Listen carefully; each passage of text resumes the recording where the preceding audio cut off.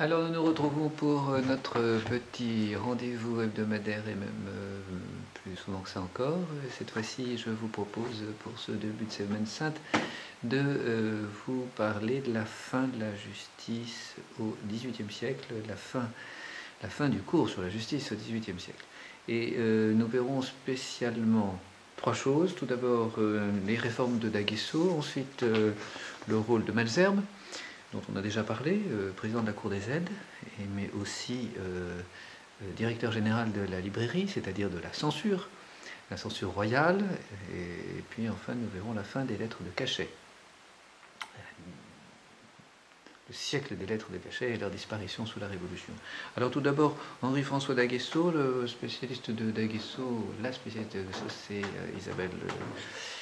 Isabelle Brancourt, qui est ancien professeur d'ailleurs de l'Institut Saint-Pédis, et qui a fait sa thèse sur Henri-François D'Aguesseau, le grand jurisconsulte du XVIIIe siècle, 1668 et 1751.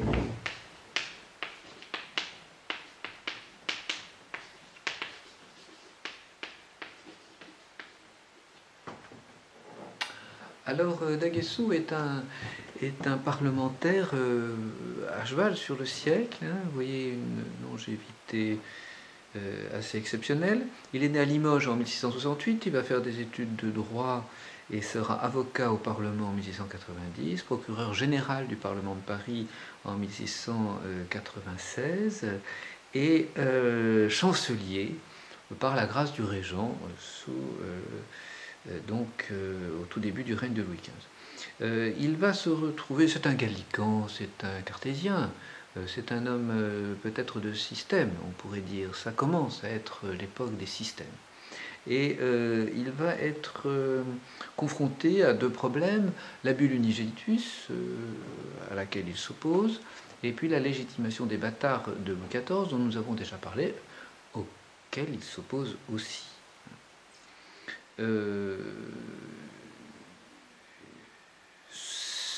C'est un homme qui a son franc-parler.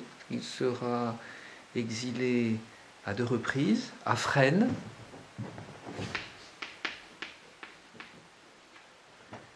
Il a là une propriété. Et donc, à partir de janvier 1718 jusqu'en 1720,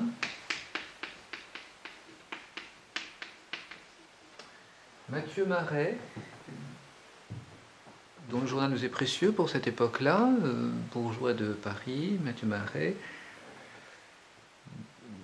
assure qu'une joie universelle pour tous les gens de bien salua son retour.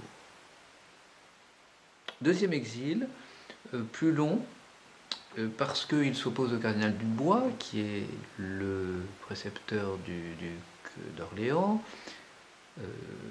qui est l'homme du duc d'Orléans, qui va être très spécialement directeur de la diplomatie sous la Régence. Il s'oppose pour une question de préséance avec Dubois, et de nouveau, il y aura exil pour lui à partir de février 1720,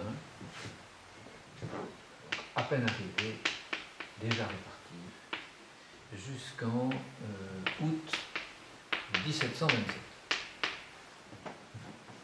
De nouveau à Fresnes.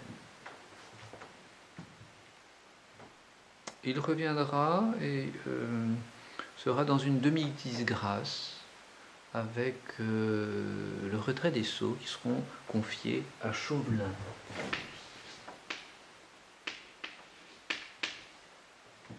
Garde des sceaux.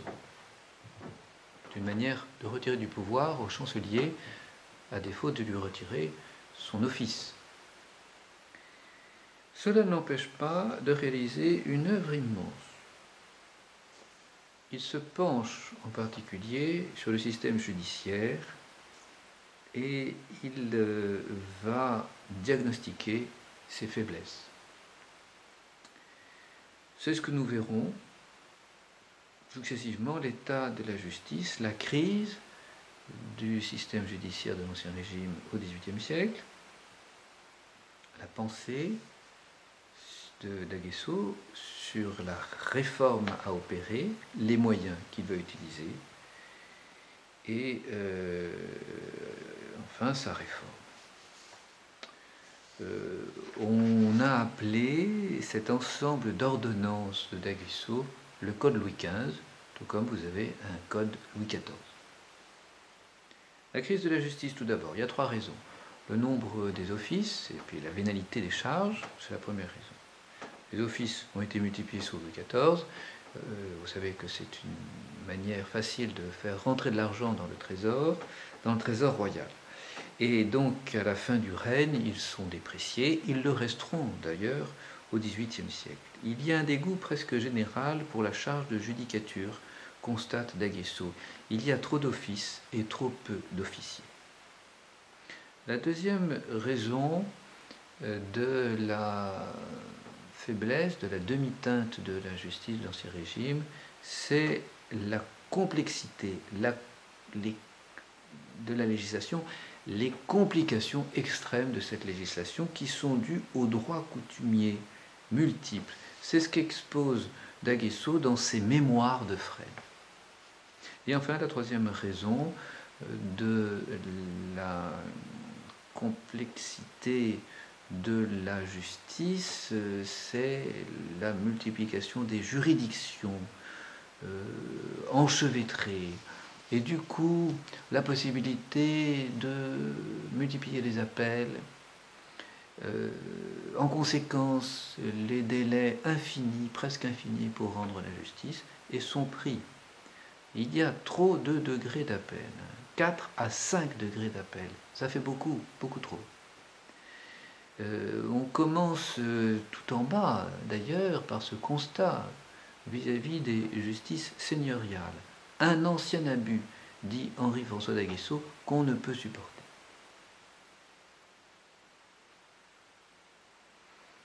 Les parlements qui ont tendance à capter les affaires qui normalement devraient être étudiées et résolues dans des présidiaux, qui se trouvent du coup avilis et qui n'ont plus de véritable raison d'être. Donc cet enchevêtrement de juridictions, cette multitude d'appels, rend la justice difficile à rendre. D'où les projets de Fresnes. Il faut légiférer, et c'est pour cela qu'en 1729, Henri-François d'Aguesseau publie un mémoire en 3 chapitres concernant les principales vues de Monsieur le Chancelier. C'est le titre du mémoire. 3 chapitres. En premier, la législation. La législation parce que c'est la base de la justice. Les principes, dit d'Aguesseau, à joli de Fleury, les principes en sont peu connus et il y a des abus sans nombre dans les tribunaux de province. Alors, eh bien, il préconise avec réalisme une première initiative, la révocation de l'édit de Saint-Maur, qui est de 1567.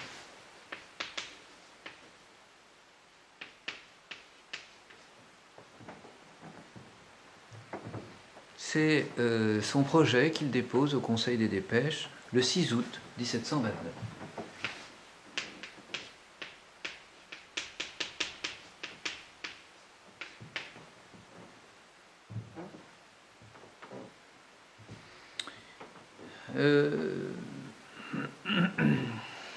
Vous avez en fait 2 grandes régions avec des droits différents.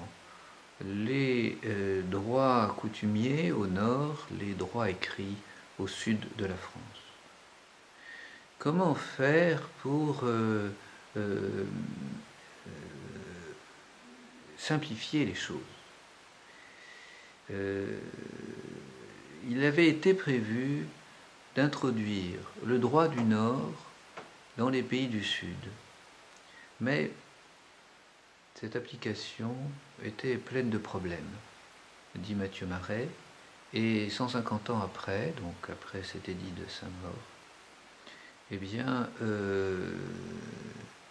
il était impossible de réaliser cette unification, cette uniformisation.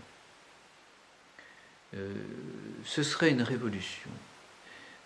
C'est prématuré, ça nécessite beaucoup de préliminaires avant d'arriver à vraiment cette application qu'est l'édit de Saint-Maur, cette uniformisation qu'est l'édit de Saint-Maur. D'où révoquer l'édit de Saint-Maur et en revenir à des actes moins ambitieux et plus réalistes. Pour cela, D'Aguesseau met sur pied un bureau de législation qui aura pour but de rédiger les projets de loi. Il est composé de 4 conseillers d'État et de 2 maîtres des requêtes. Ce bureau de législation travaille avec le Parlement. Les projets du bureau de législation sont soumis aux magistrats du Parlement. C'est habile de la part de D'Aguesseau, d'une part pour éviter une opposition que le Parlement ne manquerait pas de réaliser si des actes législatifs étaient composés sans tenir absolument aucun compte de l'avis des magistrats. Et en même temps, il est vrai que ces magistrats des parlements sont quand même normalement les spécialistes de la justice, de la législation. Et puis, troisième point, parmi les moyens utilisés, envoyer des questionnaires aux intendants sur l'état de la justice dans leurs intendances. C'est le cas de 5 questionnaires entre 1728 et 1730.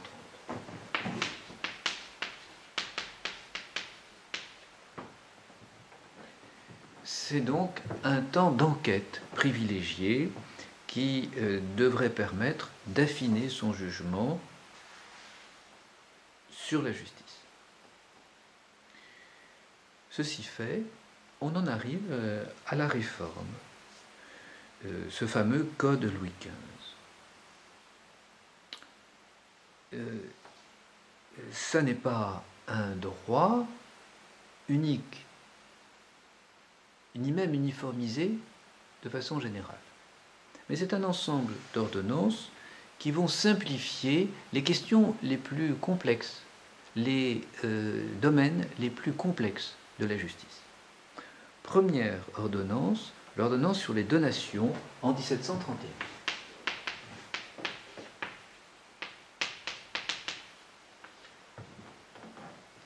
Ordonnance pour fixer la jurisprudence sur la nature, la forme, les charges, les conditions des donations. Une vaste ordonnance en 47 articles.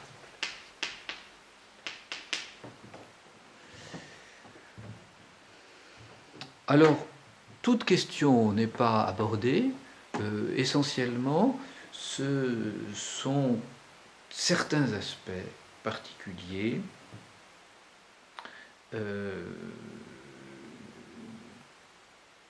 et qui ressortent souvent du droit romain. Droit romain, donc, qui est un facteur d'unité facilitant la réforme de la justice. La réforme de la justice, la réforme de la législation sur les donations.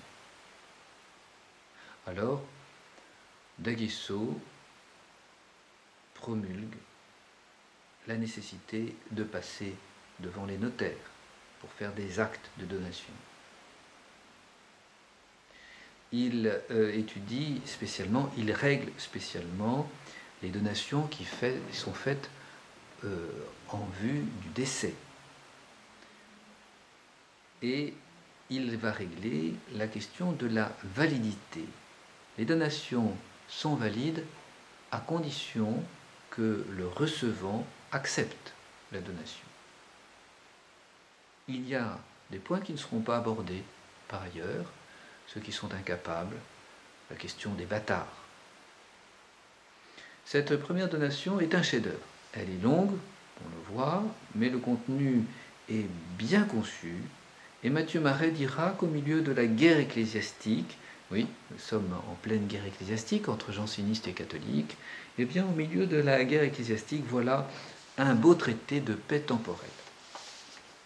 Deuxième ordonnance, 1735, en 82 articles. sur les testaments.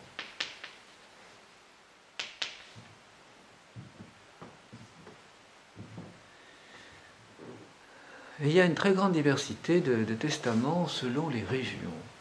Et il va falloir régler, uniformiser autant qu'on le peut, selon deux principes. Deux principes, en fait, qui s'opposent, le droit écrit et le droit coutumier. Le droit écrit a prévu d'instituer un héritier. L'institution, le choix d'un héritier, est la pièce maîtresse des testaments. Dans le droit coutumier, ceci est absolument inconnu. Le Parlement de Paris avait proposé une forme unique pour tout le royaume, mais d'Aguesseau a refusé par crainte de l'opposition des parlements de province, et c'était sage. Il va donc prévoir deux types de testaments, l'incupatif et holographe.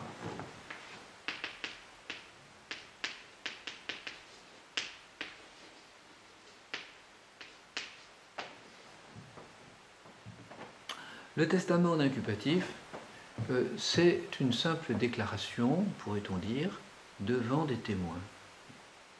Déclaration orale. Le testament holographe, c'est un testament qui est écrit en entier de la main du testataire.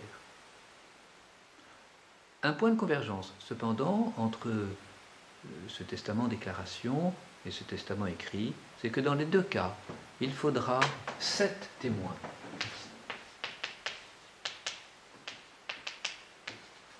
Sept témoins qui signent ou qui attestent de la réalité de la déclaration orale du testataire.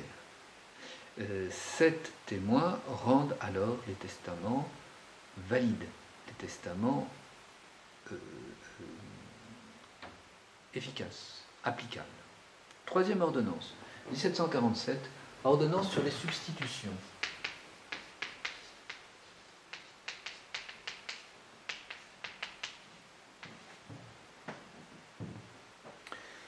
Il s'agit de régler le problème des substitutions fidéicommissaires.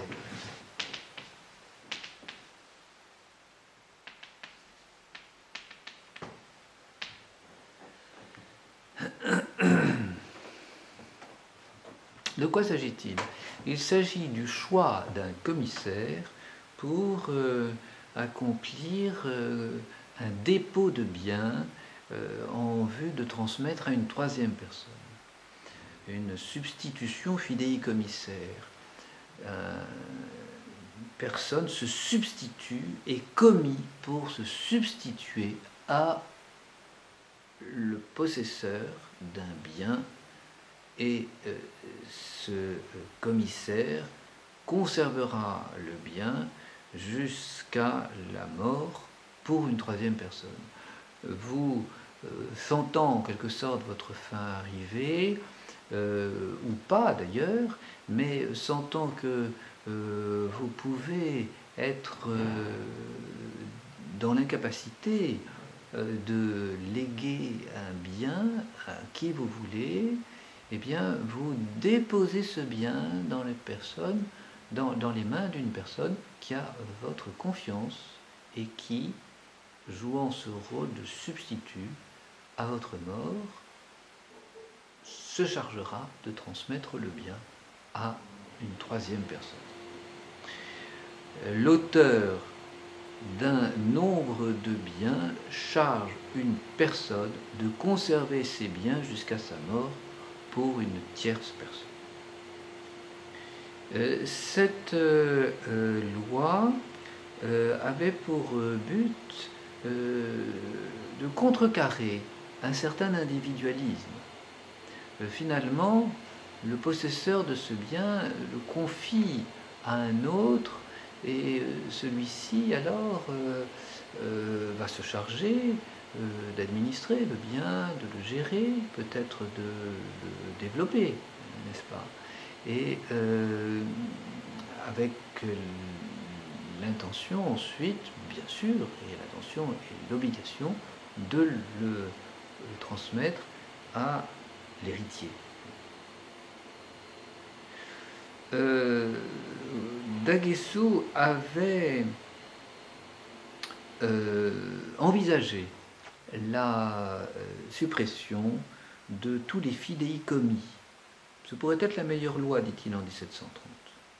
Mais il a reculé et il a préféré mettre un peu de clarté, quelques restrictions dans ces substitutions fidéicommissaires et de cette manière en rendre l'utilisation acceptable.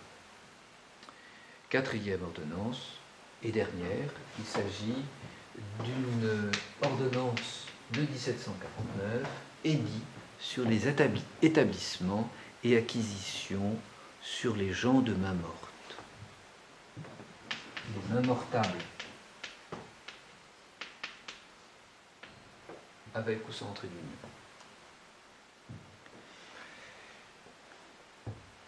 Les gens de main morte sont des personnes juridiques et morales qui peuvent conserver leurs biens, qui conservent leurs biens quoi qu'il arrive. Les paroisses, les couvents, les hôpitaux. Cette ordonnance a été surveillée de près par Machaut.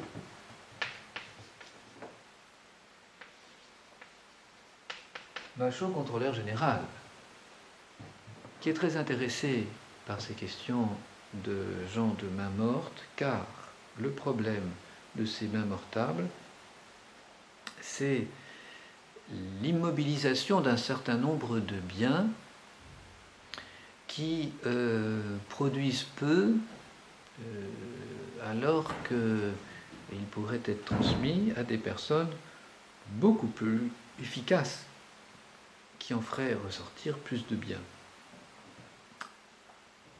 économiques. Le système de la main morte est un frein au développement économique. Alors, dans cette ordonnance, dans cet édit, Daguesseau a essayé d'empêcher tous les abus chez les ecclésiastiques et de réduire en partie la possibilité de transmettre aux mains mortables trop facilement des établissements ou des biens meubles et immeubles. Voilà donc, et cela évidemment était influencé et accepté et encouragé par Machaut. Voilà le Code Louis XV. Dans le même temps, Daguesseau a opéré plusieurs autres réformes qui préparent finalement le coup de majesté de Louis XV et de Maupeou. Il y a eu pour but de rationaliser la hiérarchie.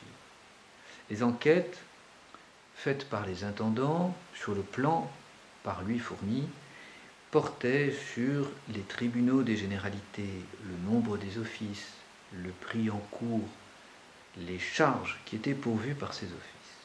Il va avoir du mal à obtenir un retour, mais sur ce qu'il obtient, il fait le constat de ce nombre superflu de juridictions et d'offices. Et donc, il va s'employer à supprimer un nombre important de juridictions inférieures, Prévôté, Châtellenie, Vigry. Il va aussi édicter un certain nombre de mesures de surveillance des justices seigneuriales, en particulier pour forcer les seigneurs à connaître et à appliquer les lois. Il va enfin diminuer le nombre des notaires et diminuer les frais de justice. C'est le début d'une mise en ordre de la justice qui sera ensuite poursuivie par Maupeou, comme nous l'avons vu en 1771. Quant à la vénalité des charges, il est bien sûr impossible de l'abolir unilatéralement. Par contre, pour certaines charges, procureur du roi, lieutenants généraux et criminels, d'Aguesseau s'y est employé.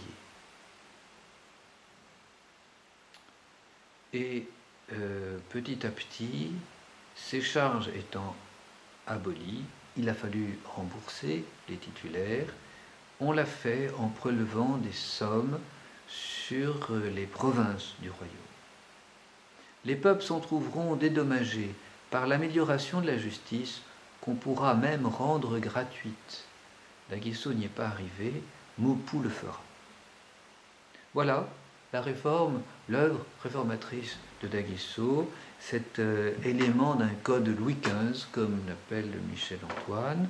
C'est une œuvre révolutionnaire, sans bruit, mais bien réellement, ce sont des éléments d'un premier droit civil unitaire. C'est une rationalisation selon une analyse cartésienne qui a été introduite avec la suprématie de la raison sur la coutume. Par ailleurs, D'Aguesseau, gallican, janséniste, rigoriste donc, a maintenu une loi morale austère dans cette législation d'Ancien Régime. Ces caractères, ces caractéristiques seront retrouvés dans le Code civil napoléonien. C'est une espèce de répétition générale, ou c'est un banc d'essai, comme vous le voulez, qui ne sera pas perdu par les juristes de la fin de l'Ancien Régime, dont une grande partie passeront au service de la Révolution, mais surtout de l'Empire. Voilà ce que l'on pouvait exposer donc sur cette question de l'œuvre réformatrice d'Aguesseau. Donc je vous rappelle Isabelle Storez, Brancourt, si vous préférez, le chancelier d'Aguesseau, 1996. Et puis Jean-Luc Chartier, Henri-François d'Aguesseau, chancelier de France, 1989.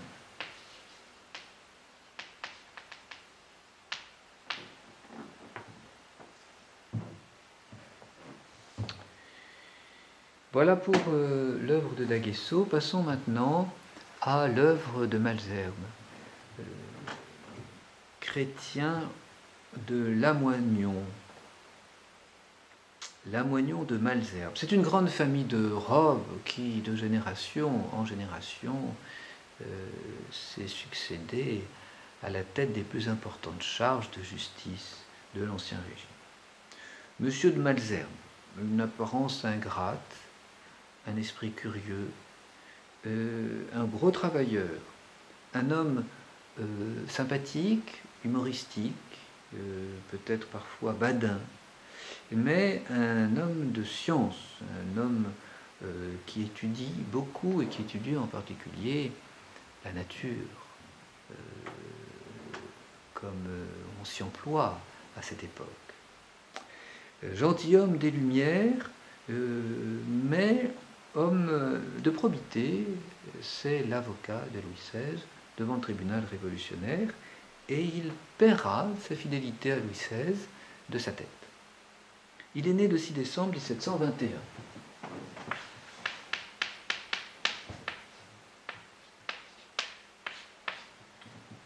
Donc il est d'une génération bien plus jeune que celle d'Aguesseau. Il va faire ses études à Louis-le-Grand, un enseignement qu'il trouve un peu théorique, mais il en retirera le goût des lettres. C'est un jésuite, le père Poré, qui lui a donné cet intérêt pour les lettres. 1734, mort de sa mère, qui l'afflige.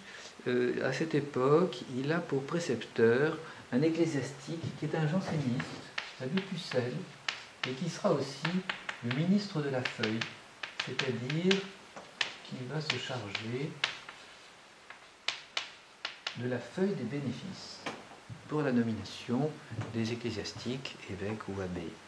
Il est donc le principal conseiller, le représentant. À lui tout seul, il fait le conseil de conscience, et avec Louis XV, bien sûr. En 1737, Monsieur de Malesherbes renonce à toute pratique religieuse. C'est un esprit d'indépendance qui l'anime. On le dirait à l'époque libertin, non pas dans le sens moral, mais dans le sens intellectuel, dans le sens religieux. Un esprit d'indépendance qui fait qu'il va prendre le contre-pied de l'enseignement qu'il a reçu à Louis le Grand de la part des jésuites. Cet esprit d'indépendance qui vous fait mépriser les avis qu'on vous donne. En 1744, conseiller au Parlement. En 1749, le 26 février 1749, il obtient la survivance de la charge de président de la Cour des aides. Il va être un des principaux auteurs des remontrances sulfureuses qui vont, on pourrait presque dire, mettre le feu à l'Ancien Régime, en tout cas extrêmement déranger le gouvernement de Louis XV jusqu'en 1770. Et puis, le 14 décembre 1750, il obtient en même temps la direction de la librairie. La librairie est dirigée, ou la censure, par le chancelier, mais par l'intermédiaire d'un directeur. En l'occurrence, eh bien, c'est Malesherbes. Il le restera pendant près de 13 ans, jusqu'au 14 octobre 1763. Et il va avoir un rôle essentiel dans la diffusion des idées nouvelles.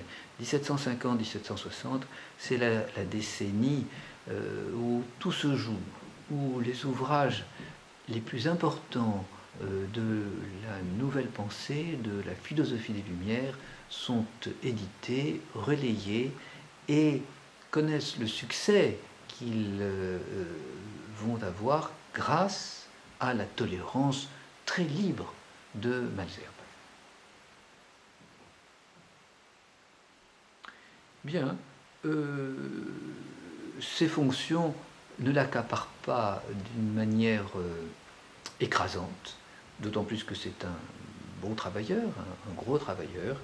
Il peut en même temps se consacrer à la chimie, aux belles lettres, à la botanique, en particulier dans le jardin de Jussieu, et à la physiocratie, dont il est un des animateurs.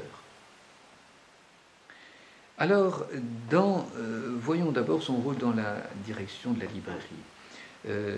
Son idée est très simple. Le public adulte doit pouvoir atteindre aux sources de la connaissance, dit-il, sans autre précision.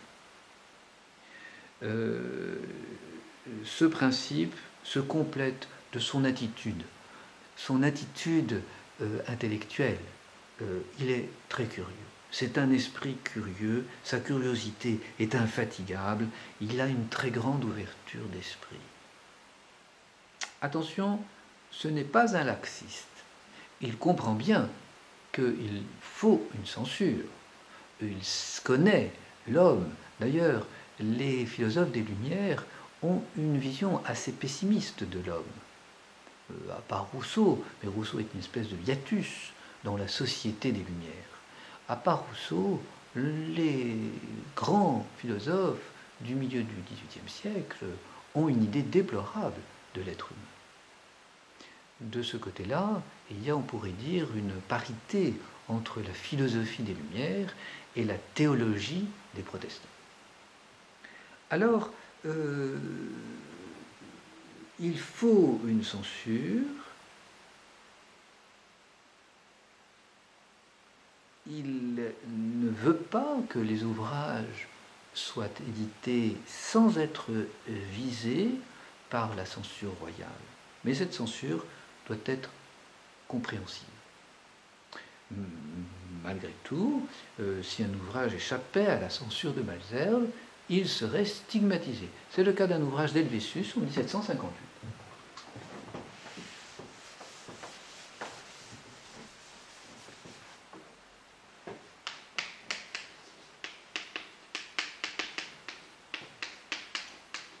Helvétius, fermier général, et extrêmement engagé dans le combat des idées, et étant lui-même un philosophe et un matérialiste. Alors, donc, il va essayer de placer la censure dans une espèce d'équilibre entre deux erreurs. Interdire les écrits non nuisibles, première erreur. Permettre des écrits dangereux, deuxième erreur. Tout le problème est de s'entendre sur nuisible et dangereux. Et on le voit bien, son arrivée à la tête de la librairie correspond en même temps à la lancée de l'encyclopédie de Diderot et d'Alembert. Ce projet lui plaît extrêmement. Il s'accorde tout à fait avec la pensée de Diderot, qui à cette époque peut écrire « Le scepticisme est le premier pas vers la vérité ».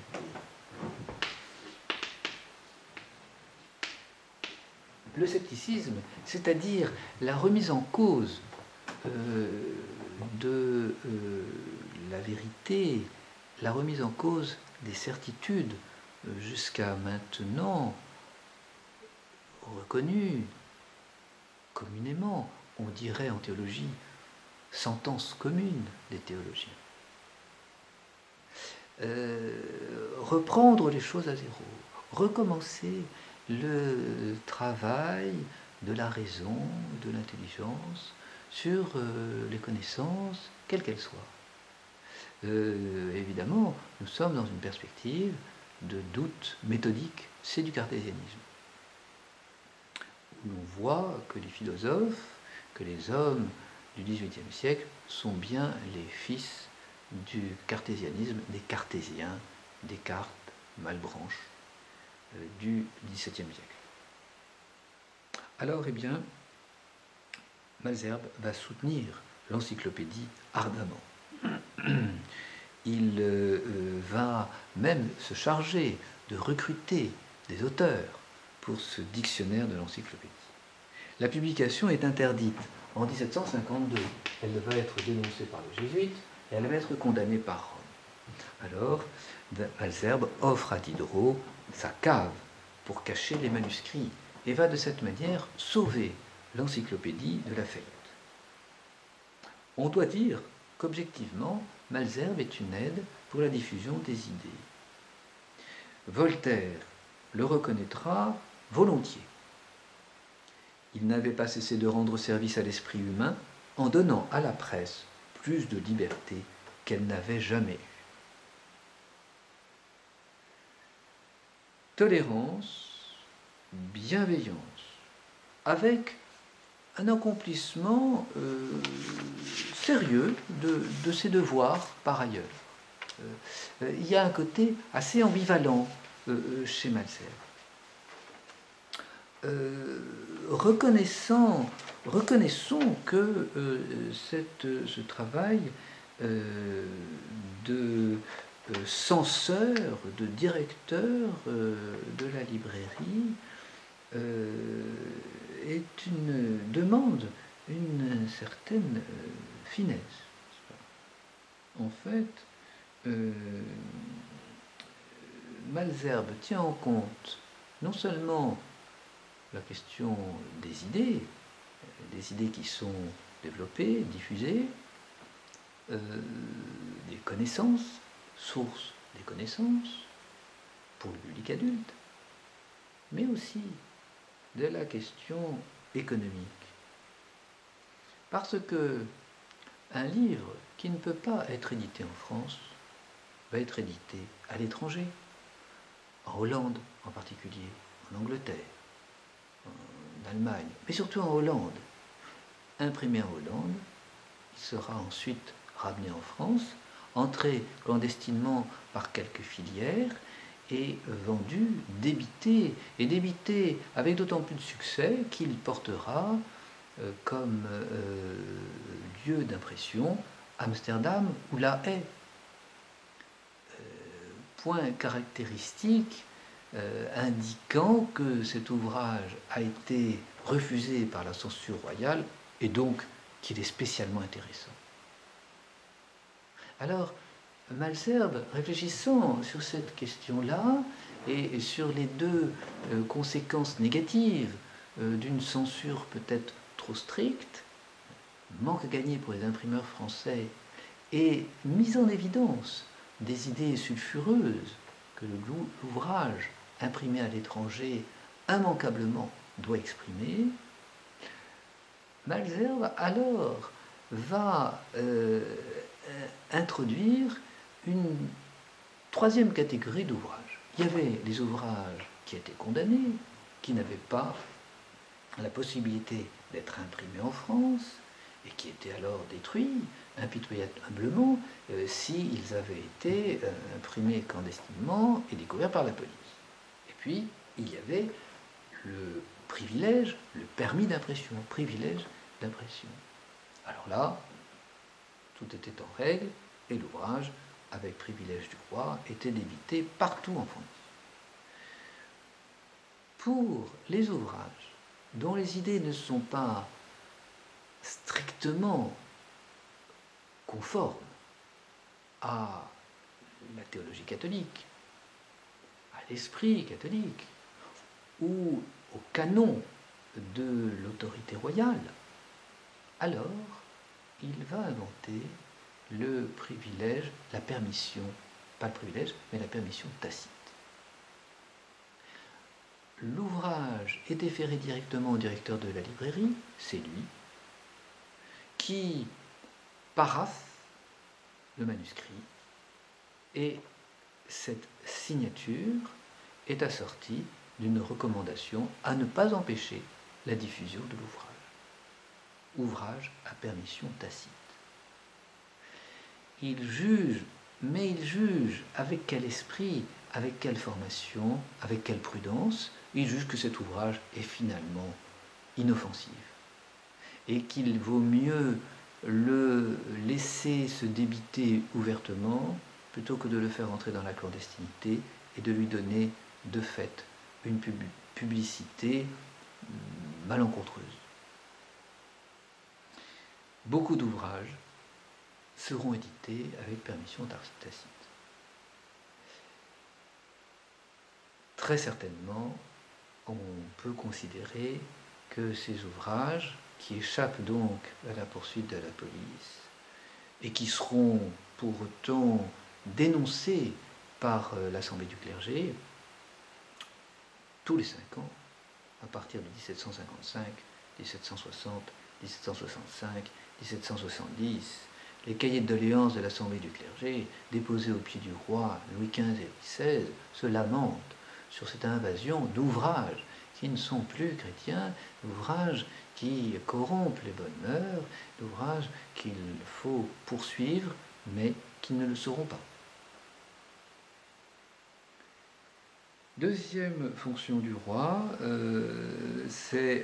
deuxième fonction de Malesherbes, premier président de la Cour des aides. C'est une fonction importante parce qu'il y a un droit de remontrance qui est attaché à la Cour des aides. Malesherbes pourra en user assez librement. Il est protégé par la Pompadour à partir de 1756, de février 1756 à la mort de la Pompadour en février 1763.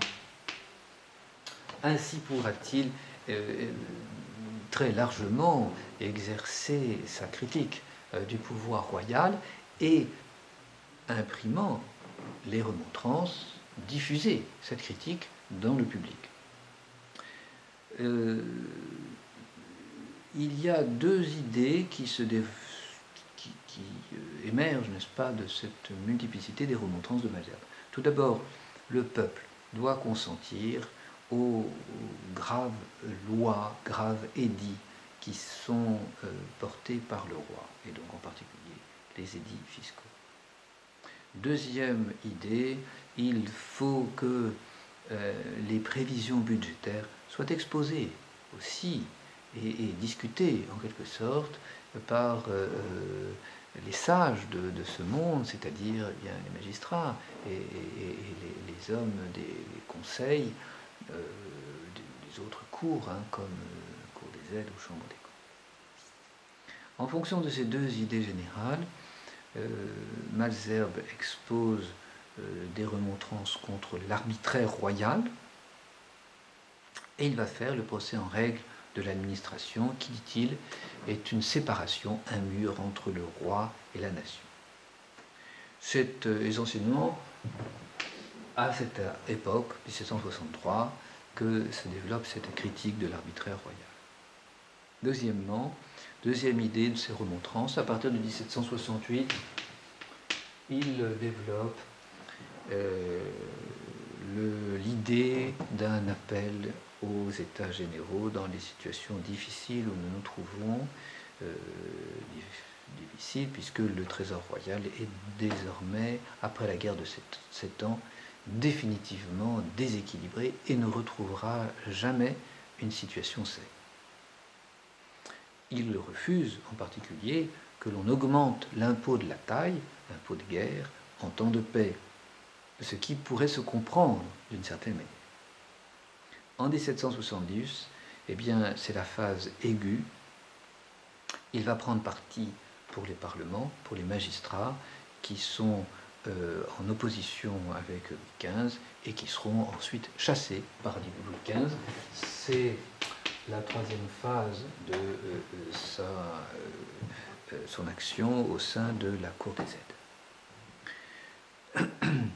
Il considère que les nouveaux parlements sont des violateurs du droit de la magistrature, il n'y va pas par quatre chemins, que l'exil des magistrats anciens va contre la justice et que l'absolutisme s'exerce contre les lois fondamentales de la nation, du royaume. Il déplore l'absence de constitution dans le royaume. Ce sont des idées qui sont très avancées, on peut dire, car finalement, la Révolution de 89 ne fera qu'entériner et que mettre en pratique ces idées de Malesherbes. En mars 1771, Malesherbes s'exile.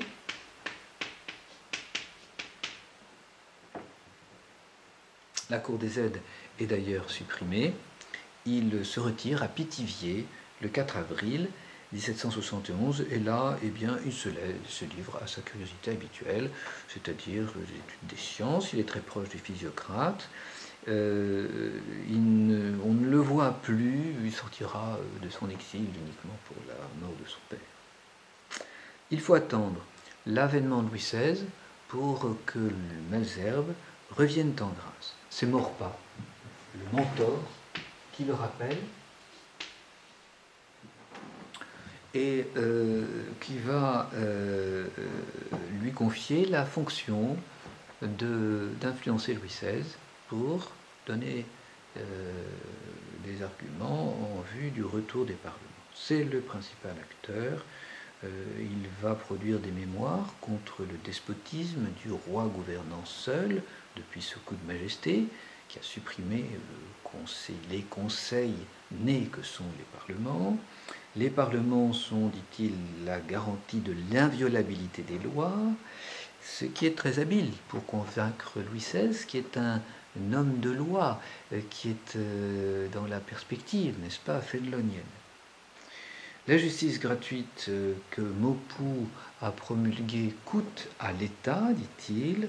La vénalité permet à des avantages, la vérité des offices, qu'il faut restaurer parce qu'elle permet une certaine hérédité. Et nous sommes dans un système héréditaire, noblesse héréditaire, magistrat héréditaire. Malesherbes retrouve sa présidence de la Cour des aides qui est recréée le 12 novembre 1775.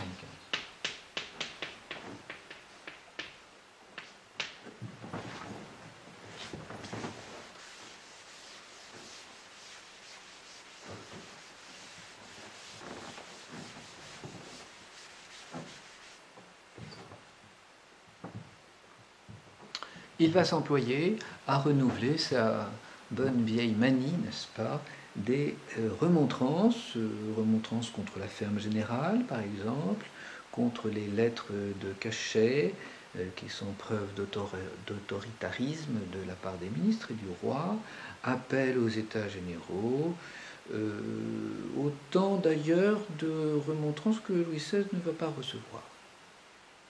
Il est élu, à cette époque, à l'unanimité à l'Académie française. D'ailleurs, à la fin de 1774, c'est tout un symbole. L'Académie française est à l'époque un repère d'hommes des Lumières, il faut le dire. D'ailleurs, qui n'ont pas laissé de traces exceptionnelles dans l'histoire littéraire de la France. Louis XVI va lui confier, le 20 juillet 1775, la charge de la Maison du Roi, secrétaire d'État à la Maison du Roi, avec un programme très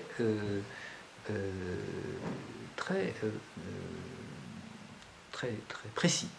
Alors, à la rigueur, à la vérité, Malesherbes a refusé une première fois et Louis XVI a insisté pour que Malesherbes prenne en charge cette maison du roi. Malesherbes se sent vieux, se sent usé, l'éloignement, Louis XVI voulait lui confier aussi d'être garde des Sceaux. Il a refusé par honnêteté. Bien. Alors, le programme qui est le sien, la lutte contre les lettres de cachet, la suppression des lettres de cachet, la mise sur pied d'une tolérance religieuse pour les protestants, les limitations de l'usage de la peine de mort et la réforme de la cour dans un sens d'austérité en réduisant le luxe. Bien, ce sont des réformes qui sont ébauchées, qui n'arriveront pas à maturité, parce que le 19 mars 1776, Malesherbes démissionne, voyant les difficultés du gouvernement de Louis XVI, le premier gouvernement de Louis XVI avec Turgot. Il se retire chez lui, gardant des contacts avec les protestants, nourrissant toujours ses idées de tolérance et pensant que les États généraux sont la panacée, c'est-à-dire la solution universelle aux problèmes que traverse le régime. Il écrit d'ailleurs un mémoire sur la Constitution. La nation, dit-il, a droit à une Constitution. Cette nation qui a droit parce que c'est elle qui confère ses pouvoirs au roi. Donc il est vraiment dans la perspective du contrat social et c'est cette idée, n'est-ce pas, qui va prévaloir ensuite sous la Révolution. On a aussi de lui un mémoire sur la liberté de la presse, un autre sur la librairie. C'est un ami de tous les hommes en vogue à l'époque. Pendant la guerre d'Amérique, il va introduire Franklin dans la société française, dans la société parisienne. Franklin qui est l'ambassadeur attitré des insurgents, des Américains en guerre contre les Anglais. John Adams est aussi son ami. C'est lui qui fait en sorte d'avoir ces liens avec les États-Unis et qui engage la France dans le combat contre l'Angleterre. Le neveu de Malesherbes, Anne César de la Luzerne, sera envoyé aux États-Unis avec Rochambeau. Quant aux protestants, bien que Malesherbes ait quitté le gouvernement, Louis XVI lui demande de continuer son œuvre. Il va produire un mémoire sur les affaires de la religion le 11 juin 1776. Louis XVI est très satisfait de ce mémoire. Un autre mémoire en 1785 sur l'état des protestants en France sera produit par Malesherbes Et enfin, cela aboutira en 1787, et c'est la seule réforme, quasiment la seule réforme de Malesherbes, qui aboutira à l'état civil des protestants et la reconnaissance de leur mariage devant un officier d'état civil, et non plus, et non pas, il n'y a qu'un seul mariage possible à l'époque en France, c'est devant le curé catholique, ce qui limitait et ce qui empêchait le mariage reconnu par les protestants. Cet état civil restitué aux protestants, c'est l'œuvre de Malesherbes. Et c'est une œuvre, évidemment, de tolérance.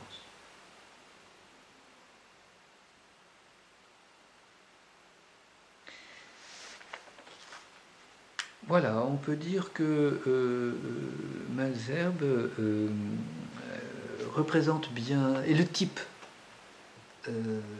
parfait de ces ministres éclairés, de ces ministres très éclairés, de ses amis des philosophes, de ceux qui ont incliné le régime ancien dans un sens de renouvellement qui prépare à la Révolution, c'est clair. À l'extrême fin du règne personnel de Louis XVI, Malesherbes revient en grâce. Il est ministre d'État le 17 novembre 1787. Et c'est donc à ce moment-là qu'il pourra faire passer son édit sur la tolérance, sur le mariage civil des protestants. Donc on voit, n'est-ce pas, comment cette idée qui a été préparée par ses mémoires, alors que Malesherbes n'était plus au pouvoir, aboutit lorsqu'il revient enfin, et les parlements vont ratifier cet édit en 1788. Les parlements, pourtant, Dieu sait si les parlements sont des gallicans opposés aux protestants, faisant la chasse des protestants, s'ils ont ratifié cet édit, c'est que les parlements sentent bien que c'est le sens de l'histoire, on pourrait dire, en tout cas le sens de l'opinion publique.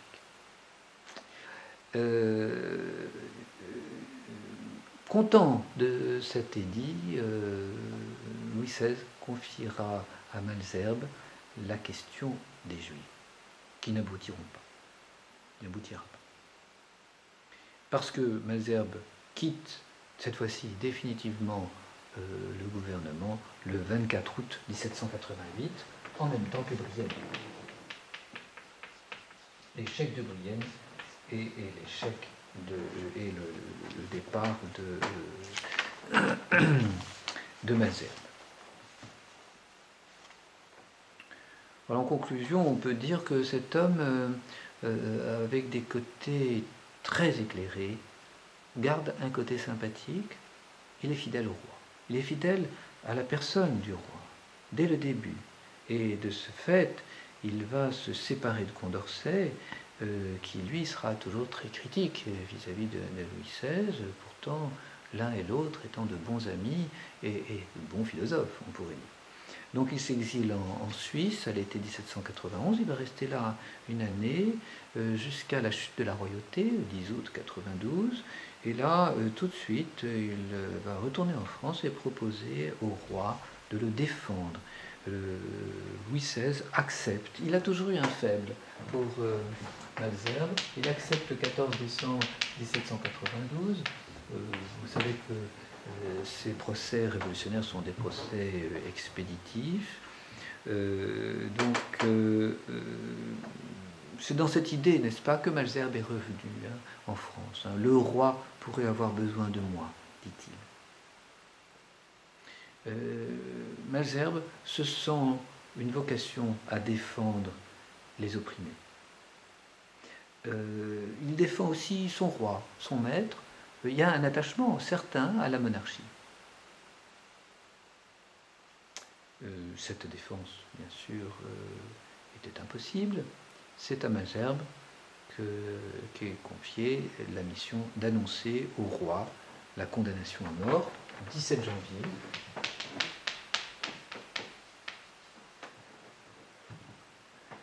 Je regrette, dit Louis XVI, je regrette de quitter un ami tel que vous. Malesherbes sera arrêté en décembre 1793.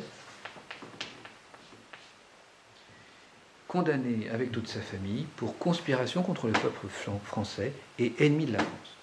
Il est condamné à mort par Fouquier-Tinville le 22 avril 1794 et exécuté dans la foulée.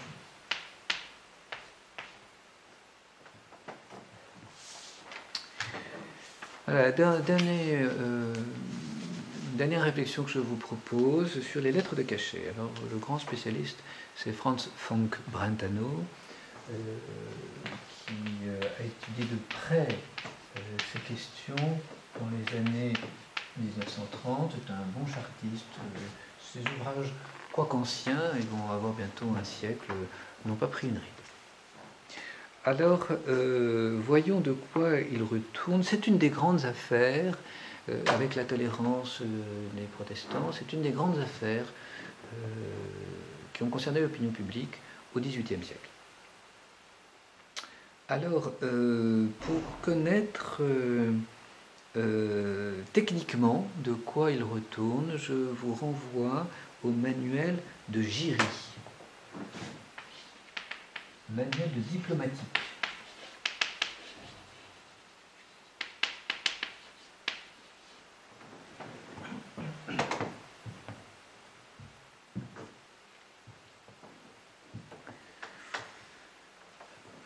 Cachet, ou encore, donc c'est ce qu'on appelle au XIVe siècle, les sceaux du secretum. On parlera aussi de signet et on parlera enfin de cachet. Cacheter des lettres pour les rendre closes.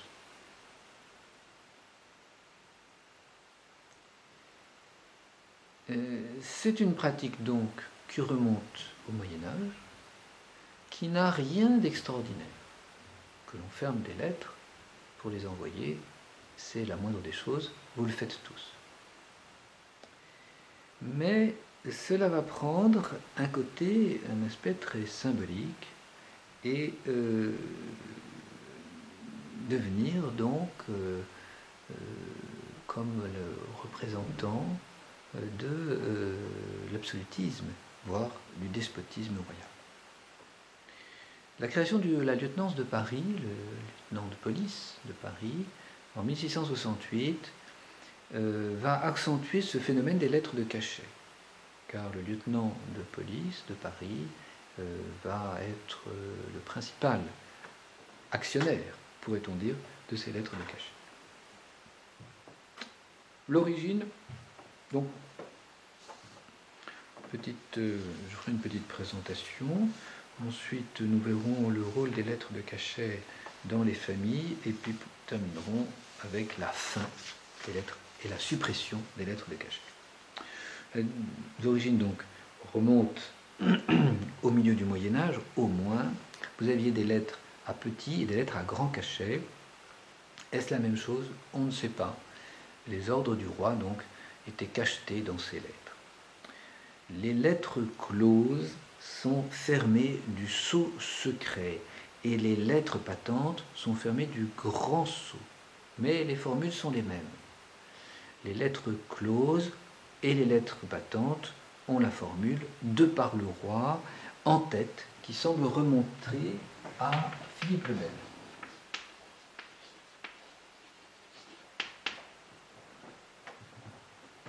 La lettre est repliée sur elle-même, il n'y a pas d'enveloppe, donc le papier est refermé, est plié, et une bande de papier maintient la lettre avec un sceau de cire rouge, le sceau du roi.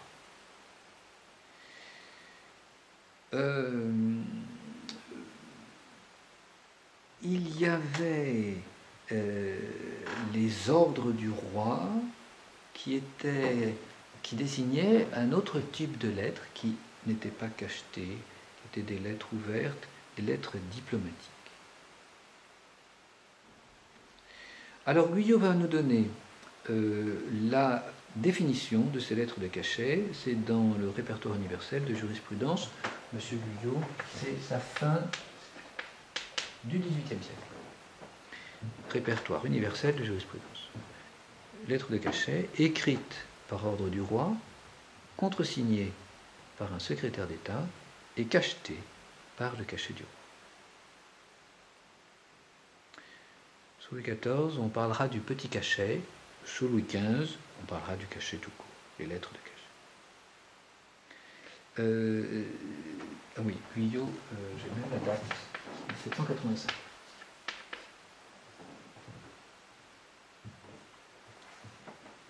Le terme lettre de cachet apparaît pour la première fois dans l'ordonnance d'Orléans de janvier 1560.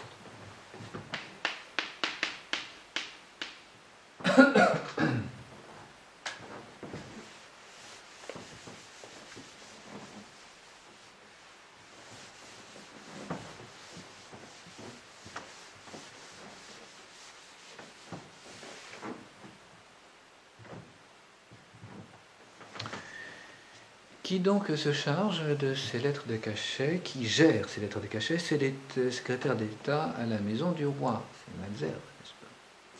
Mais c'est aussi le lieutenant de Paris, sous d'Argenson, qui a fini par accaparer les lettres de cachet. Le lieutenant général de police et la prévôté de Paris avaient usage de ces lettres de cachet. Il y avait beaucoup plus de lettres de cachet à Paris qu'en province. Ça n'était pas une mauvaise chose que de se retrouver condamné par lettre de cachet. C'était même un acte de considération en Lorraine. Alors, ce nombre de lettres de cachet variait beaucoup. En Basse-Normandie, en 1751, vous avez moins d'une trentaine de lettres de cachet, alors qu'à Paris, il y a plus d'un millier pour cette même année. Le lieutenant de police de Paris dispose de 9 bureaux, dont un est consacré aux lettres de cachet et aux prisons d'État.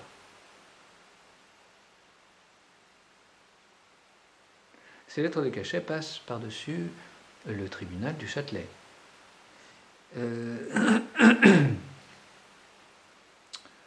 La procédure est à peu près la suivante. Un privé quelconque, pour une raison ou pour une autre, adresse au lieutenant de police une demande de lettre de cachet. Le lieutenant écrit une lettre d'anticipation qui monte au secrétaire d'État du roi, de la maison du roi, qui alors va accorder la grâce demandée, qui est consignée dans cette lettre de cachet et immédiatement applicable. Tout tribunal et donc toute publicité est bannie de ce système. L'avantage, c'est la rapidité et c'est la discrétion. Cela rentre dans la catégorie des ordres du roi. Vous avez 4 catégories de lettres de cachet pour les affaires d'État, assez rares. 1 à 2 pour 1000 affaires, plutôt à Paris qu'en province. On en a beaucoup dans les périodes de guerre et donc on en aura beaucoup sous Louis XIII et sous Louis XIV. Beaucoup plus rare sous Louis XV et disparu complètement sous Louis XVI. Il y a des lettres de cachet pour des affaires de police. Alors là, ce sont les affaires plus nombreuses, des affaires souvent criminelles.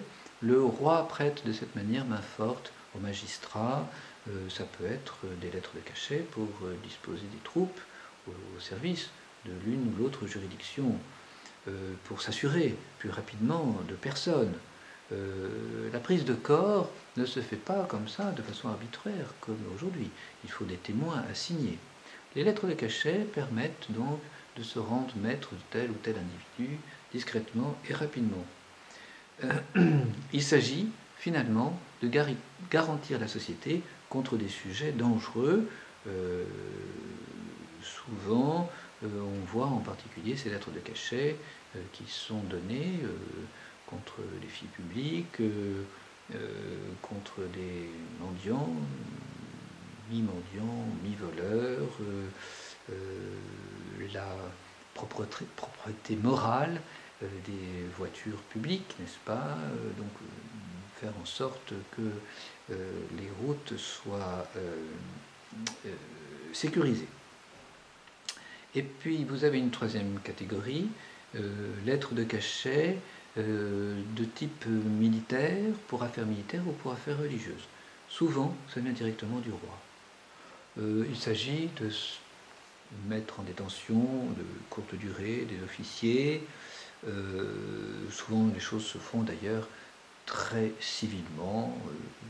Le militaire part lui-même en prison, ayant reçu la lettre.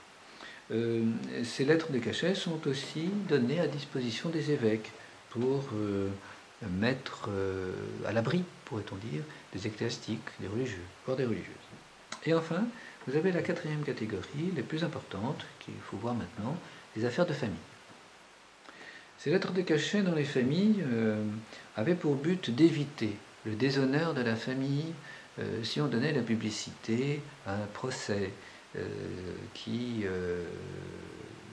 porterait sur des affaires louches. Deux catégories de familles, les familles aristocratiques et aussi les familles du peuple, vont avoir recours aux lettres de cachet. Pour les premières, le roi ou le secrétaire de la maison du roi est contacté par Platchette directement. Il s'agit de familles placées. Dans la deuxième catégorie, famille du peuple, il suffit de s'adresser au lieutenant de police. Le ministre, le lieutenant de police, donne un bon pour ordre.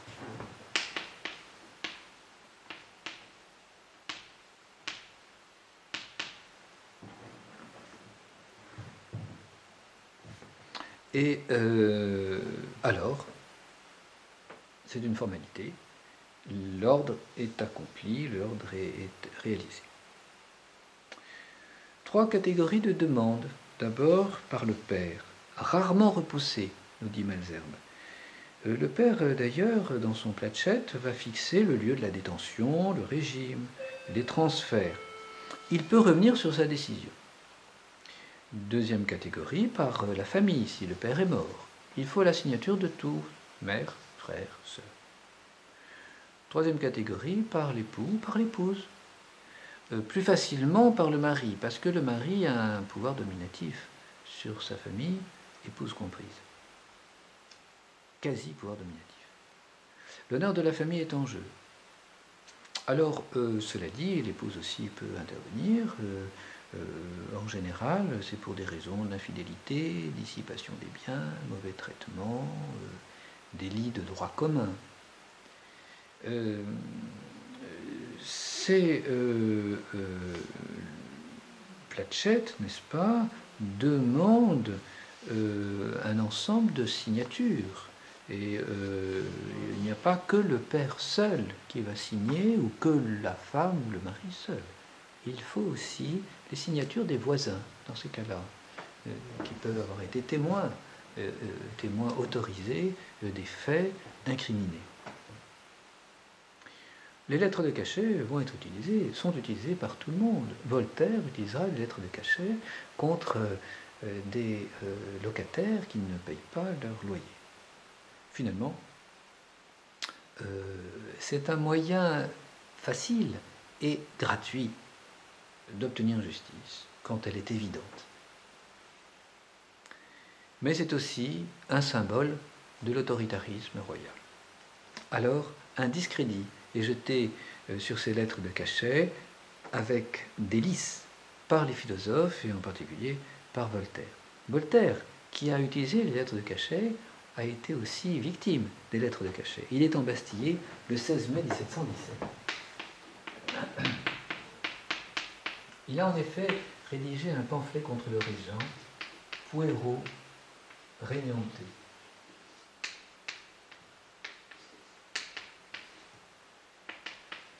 « 1717, évidemment, c'est la minorité de Louis XV. Cet enfant qui règne, Puero Regnante, est-ce Louis XV ou alors est-ce une critique non déguisée contre Philippe d'Orléans? Il a très mal apprécié la chose, le régent, et il a jeté Voltaire dans la Bastille. Il l'a embastillé. C'est la création du nom à cette occasion.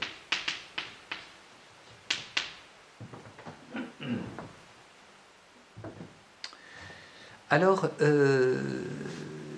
cette mauvaise publicité que Voltaire va faire aux lettres de cachet à partir de 1750 va être relayée par les remontrances de Malesherbes en 1767. C'est la première critique en règle.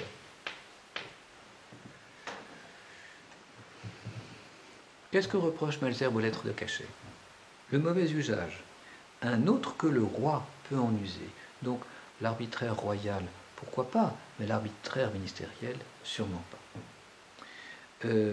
Il faut réformer dans un sens de justice égale. Créons des tribunaux propres. C'est la fiction juridique. C'est la volonté de tout régler par des lois et par une forme d'usage de la raison dans les lois qui serait comme infaillible. C'est finalement la volonté de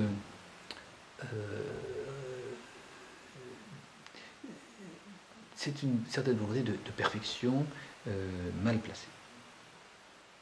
Mirabeau va être enfermé pour libertinage en 1773.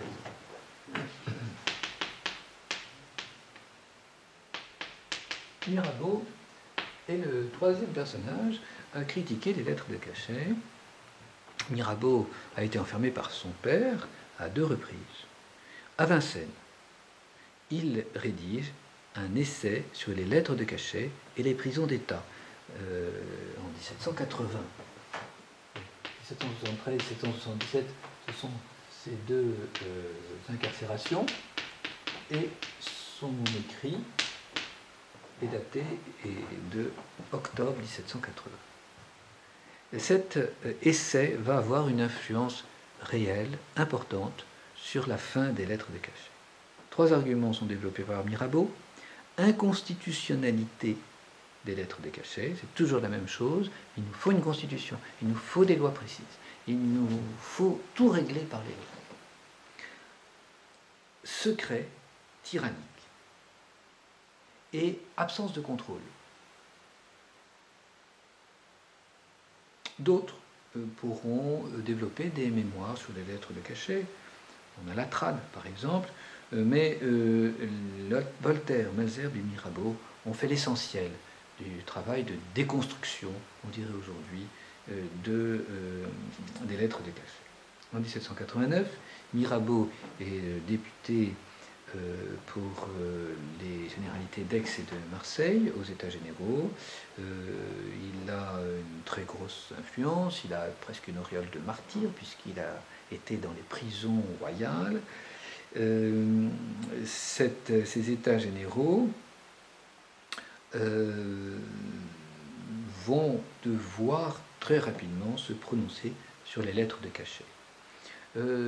À la vérité, on doit reconnaître que ces lettres de cachet vont être dénoncées par une instance particulièrement importante et qui va achever en quelque sorte le travail de déconsidération inauguré par nos 3 auteurs.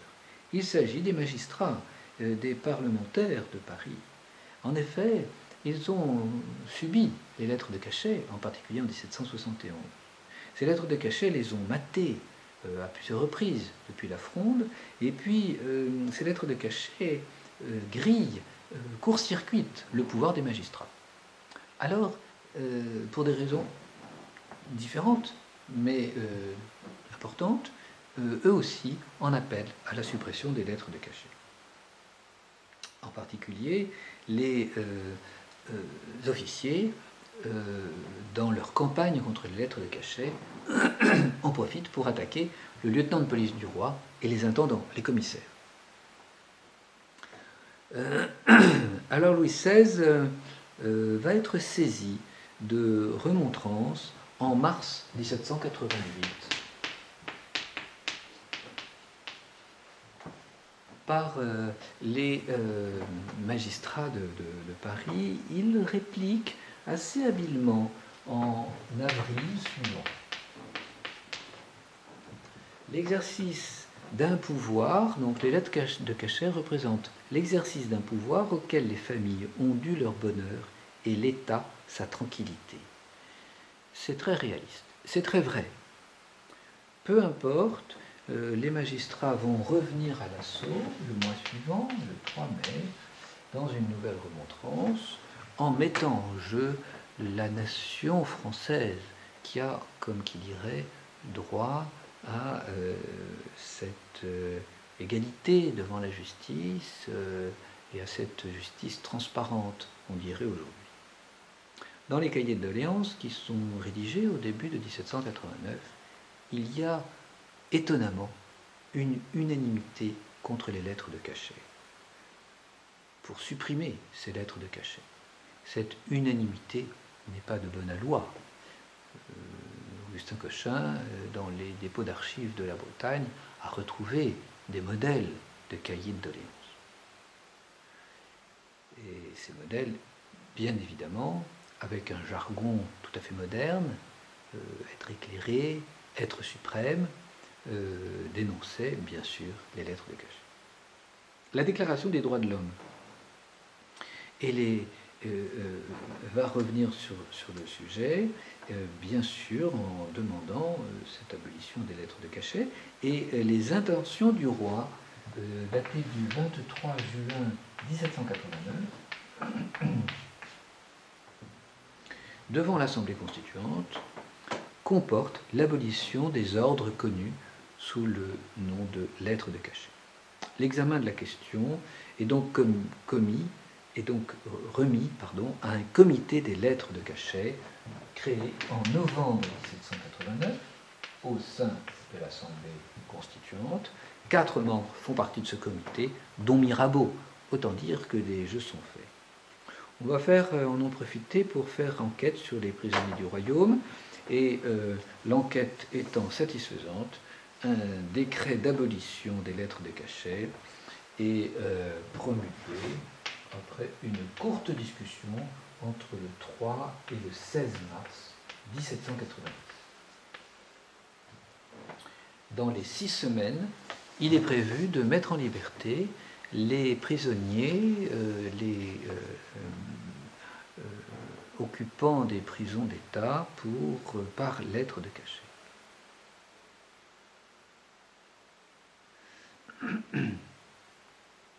Les lettres de cachet ont vécu, mais ne sont pas définitivement oubliées,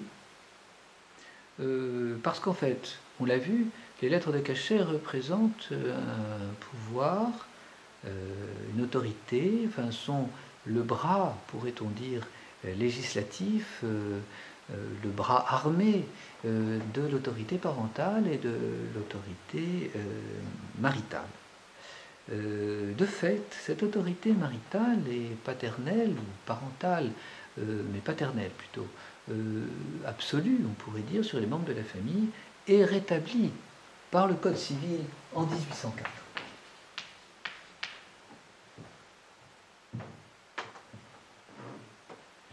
Et c'est d'une certaine manière donc reconnaître le bien fondé de ces lettres de cachet qui n'étaient rien d'autre que l'émanation de cette autorité. Le Code pénal va reprendre des dispositions à peu près semblables.